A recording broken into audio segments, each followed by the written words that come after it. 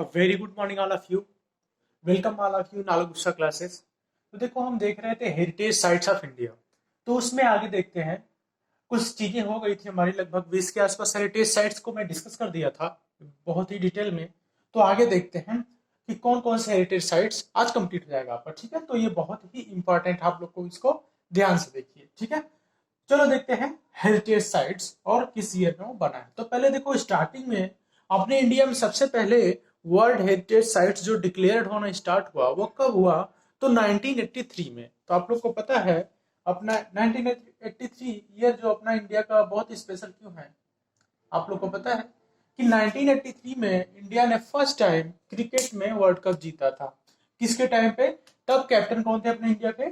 कपिल देव। ठीक है, चलो ठीक है, देखते हैं हेरिटेज साइट्स। तो देखो ताजमहल है अपने इंडिया में। अगर पूछा जाए कि सबसे पहले अपने इंडिया में हेरिटेज साइट्स के लिस्ट में कौन आया था, कौन सा जो मॉन्यूमेंट था या कौन सा मंदिर था, क्या था, कौन सी जगह थी जो पहले हेरिटेज साइट्स में आई है, तो बोलेंगे ताजमहल। ताजमहल कहाँ पे भाई? आगरा में है। ठीक, और आगरा फोर्ट। तो देखो पहले टाइम जो 1983 में 3 आए थे, तो 2 तो आपका यूपी से थे। एक ताजमहल था जो आगरा में है, और एक आगरा का फोर्ट जो भी कहा है आगरा में है। और तीसरा क्या है? अजंता एंड एलोरा की केव्स जो होती है, अजंता एंड एलोरा केव्स जो कहाँ पे है? महाराष्ट्र में है। तो महाराष्ट्र की अजंता एंड एलोरा केव्स और यूपी के ताजमहल और आगरा फोर्ट, ये 1983 में क्या हुए थे? इंडिया के वर्ल्ड हेरिटेज साइट्स में लिस्टेड हुए थे। तो ध्यान रखो 1983 में जब स्टार्ट हुआ तो 3 साइट्स आए, ताजमहल, आगरा का photo, Ajanta and Ellora caves. तो एक चीज और आपको मैं बताऊं कि जो 7 वंडर्स है, 7 वंडर्स में इंडिया के यही एक मॉन्यूमेंट्स है ताजमहल जो लिस्टेड है। आगे देखो 1984 में कौन कौन से वर्ल्ड हेरिटेज साइट्स लिस्ट में आए थे इंडिया के? तो कोणार्क सन टेम्पल। कौन सा टेम्पल है? Konark sun temple. तो कोणार्क सन टेम्पल, एक मैं चीज बता दूं इसके लिए, कोणार्क सन टेम्पल के बारे में। कोणार्क सन टेम्पल आप लोग को जानना चाहिए। कोणार्क सन टेम्पल ये कहां पे है भाई? ये आपके ओडिशा में है। और कौन सी जगह पे है? ओडिशा में है, तो ओडिशा के कौन सी जगह पे है? उसका नाम भी क्या है? कोणार्क। और इस कोणार्क सिटी का नाम चेंज करके हो गया है सूर्य नगरी। सूर्य नगरी। ठीक है, और देखो कोणार्क सन टेम्पल इंडिया का पहला ऐसा टेम्पल है जो फुल्ली सोलराइज्ड हो गया है। फुल्ली सोलराइज्ड हो गया है, मतलब इसका जो भी है सोलराइज्ड, जो भी इसका सिस्टम है, जो भी इसका फंक्शनिंग है, जो भी चीजें यहाँ पे लाइट वगैरह, फैन, जो भी एसी वगैरह जो भी चलते हैं यहाँ पे, सारा किससे चलेगा? सोलर पावर से। तो ध्यान रखो इंडिया का first temple Konark sun temple जो फुल्ली सोलराइज्ड है। इसको सन टेम्पल भी बोलते हैं सिंपली। ठीक है, इसको कोणार्क सन टेम्पल बोल दो या सन टेम्पल बोल दो। और एक चीज कोणार्क सन टेम्पल को बोलते हैं ब्लैक पगोड़ा। Black pagoda. तो मैं आप लोग को बताया था जब डिस्कस कर रहा था मैं टेम्पल्स ऑफ इंडिया में, तो ओडिशा में कौन सा टेम्पल है? Black pagoda, Konark sun temple, fully solarized sun temple, Konark city, तो उसको सूर्य नगरी बोल दिया गया है। तो ये सब चीजें चलो आपको समझ में आएगा। तो कोणार्क सन टेम्पल अपने इंडिया में 1984 में क्या बना था? वर्ल्ड हेरिटेज साइट्स की लिस्ट में आया था। एक है महाबलीपुरम बिल्डिंग्स। महाबलीपुरम बिल्डिंग्स है जो वर्ल्ड हेरिटेज साइट्स में 1984 में आया था। आगे देखो अपने इंडिया का अगर पूछा जाए कि अपने इंडिया का, ये आप लोग नोट कर लिएगा तो मैं इसको इरेज कर देता हूं। देखो नोट कर ले इसको, कोणार्क के बारे में बहुत इंपॉर्टेंट फैक्ट है, ये करंट में भी है। देखो अगर आपको पूछा जाए कि अपने इंडिया में वर्ल्ड हेरिटेज साइट में सबसे पहले कौन नेशनल पार्क शामिल हुआ था, लिस्टेड हुआ था, तो उसको बोलेंगे काजीरंगा नेशनल पार्क। के बारे में क्या है? First national park of India listed in world heritage site. तो वर्ल्ड हेरिटेज साइट्स में इंडिया का पहला ऐसा जो नेशनल पार्क है वो आया था। वो कहां पे है? असम में, काजीरंगा नेशनल पार्क। आगे है मानस वाइल्ड लाइफ सेंचुरी, ये भी कहां पे? असम में है। तीसरा है केवलादेव नेशनल पार्क जो कहां है? राजस्थान में। तो केवलादेव नेशनल पार्क। और दूसरा क्या है? देखो केवलादेव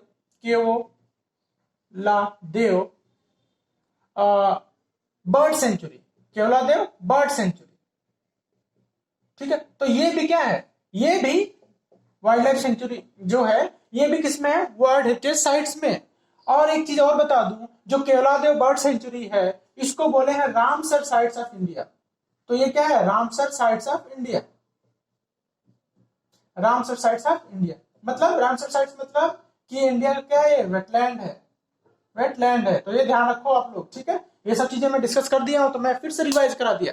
तो काजीरंगा नेशनल के बारे में, काजीरंगा नेशनल पार्क के बारे में आप ये जाने कि first national park of India जो लिस्ट हुआ था किसमें, वर्ल्ड हेरिटेज साइट में।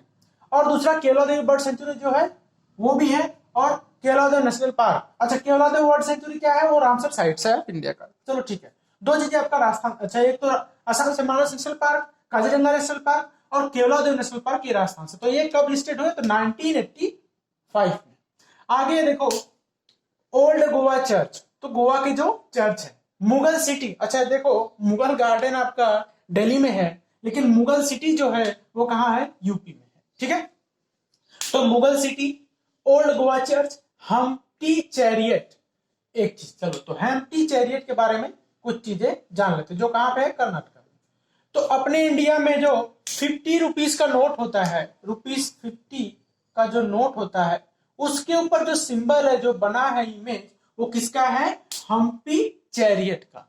हम्पी चैरियट का जो कहां पे है, कर्नाटक में, ठीक है। खजुराहो टेम्पल जो कहां पे है, महाराष्ट्र में है। अच्छा, खजुराहो टेम्पल कहां है, महाराष्ट्र में। और खजुराहो टेम्पल पे ही क्या होता है, खजुराहो महोत्सव। महोत्सव, तो खजुराहो महोत्सव जो है वो फेस्टिवल है कहाँ का, ये फेस्टिवल है एमपी का। यहाँ पे क्लासिकल डांसेस होते हैं इस दिन। तो देखो कितनी 1986 में कितने चीजें लिस्ट हुए हेरिटेज साइट्स में, old Goa church, Mughal city UP, Hampi chariot Karnataka, Khajuraho temple MP. तो 1986 में ये हुए थे वर्ल्ड हेरिटेज साइट्स में शामिल। आई थिंक आपको समझ में आ रहा होगा। चलो देखते हैं आगे, 1987 की बात करते हैं। तो देखो बृहदेश्वर टेम्पल, तो ध्यान रखो मैं बताया था आप लोग को टेम्पल ऑफ इंडिया जब पढ़ा रहा था। तो बृहदेश्वर टेम्पल कहां पे है, तमिलनाडु में। बृहदेश्वर टेम्पल तमिलनाडु पूछा जा सकता है, ठीक है। और क्या है, सुंदरवन नेशनल पार्क। अच्छा आपसे पूछे सुंदरवन नेशनल पार्क कहां पे, तो भाई वेस्ट बंगाल में। और elephant caves, elephant caves Maharashtra, Sundarban national park west Bengal, Brihadeshwara temple Tamil Nadu. तो 1987 में ये वर्ल्ड हेरिटेज साइट्स के में शामिल हुए इंडिया के तरफ से।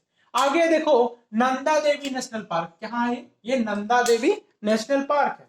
तो ये नोट कर लिए ना आप लोग, ये सब चीजें जो इसके बारे में मैं डिटेल बताता हूँ इसको नोट कर लिया करो आप लोग, ठीक है। या तो स्क्रीनशॉट ले लो, ठीक है, मैं इरेज कर देता हूँ, स्क्रीनशॉट ले लो, ठीक है। देखो आगे, आगे देखो नंदा देवी नेशनल पार्क है जो कहां पे है, यूनाइटेड किंगडम नहीं, यूनाइटेड स्टेट, अरे नहीं भाई, उत्तराखंड, ठीक है। तो उत्तराखंड में अब ये कब हुआ था शामिल, तो 1988 में। नंदा देवी पीक भी है, तो नंदा देवी टेम्पल भी है, नंदा देवी नेशनल पार्क है। तो 1988 में ये वर्ल्ड हेरिटेज साइट में लिस्टेड हुआ।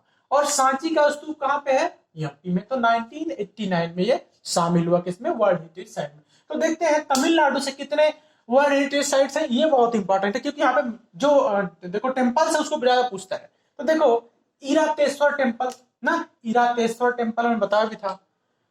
गगई कोडा चोलापुर टेम्पल, गगई कोडा चोलापुर टेम्पल। और तीसरा क्या है, Nilgiri mountain railway, Nilgiri mountain railway, Brihadeshwara temple.